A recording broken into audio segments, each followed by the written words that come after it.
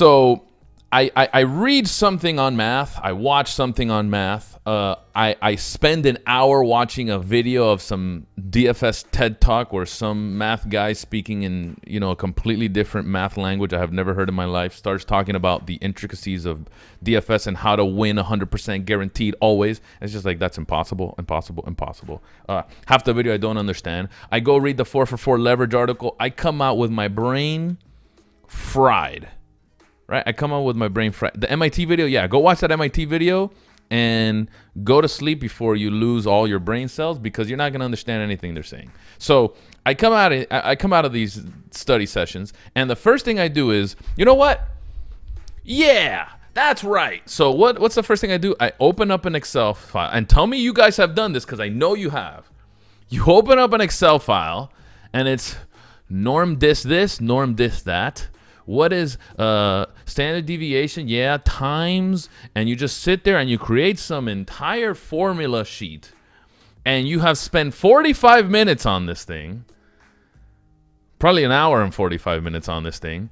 And you're just like, yeah, that's how you do it. You import some, I don't even know how you landed on one number, but somehow you landed on one number. You import it into FC. And then you start crunching lineups.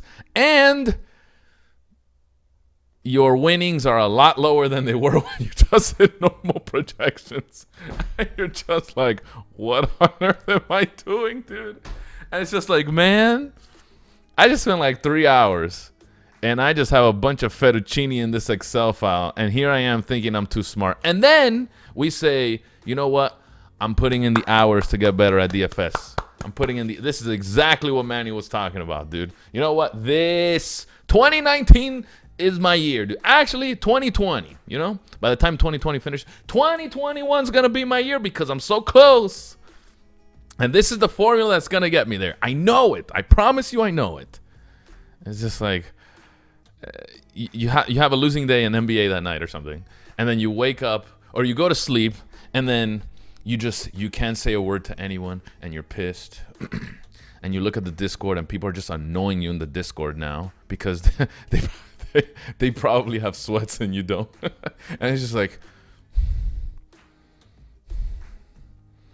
you know what? I gotta try something, man. I just gotta try something. Like, it's just like, yo, what on earth? When you really think about it, it's like, what on earth were we doing? It's like, what on earth was I just doing for 2 hours? Like, why did I try this nonsense? Why? And it's just, man, you go in like a circle, and next day you try something completely else. And it's so funny because you want to go to sleep, and like the Excel file you just spent, even if you lost, is still there, and like you don't want to close it. So it's like, all right, I'm just gonna minimize this real quick, and I'll just leave my computer on, and I'm gonna go to sleep, and I'm gonna come back, and it's just like, you open up the next day, it's just like, I'm still not gonna close it just in case it was like half right, or it's like it's the worst thing in the world, dude. And it's just like a never-ending cycle of just bad math, or like math you think is right, and maybe we're all wrong. Who knows? Have you ever thought of that? Like maybe we're all just wrong with this math, and just play DFS, right? One of those things. Crap in, crap out. Exactly. One of those things. Just scrap everything, literally from zero. Reset your brain. Just like, you know what? Just keep it simple, stupid, And it's just like, we are in a land of, if I didn't win, that's it. If we didn't win, that's it. And that's it. Because my goodness, man, you'll be in that thing, a never-ending circle, a never-ending rut, and can't do that, man. I ask myself sometimes how much math some dudes winning GPPs with one bullet do.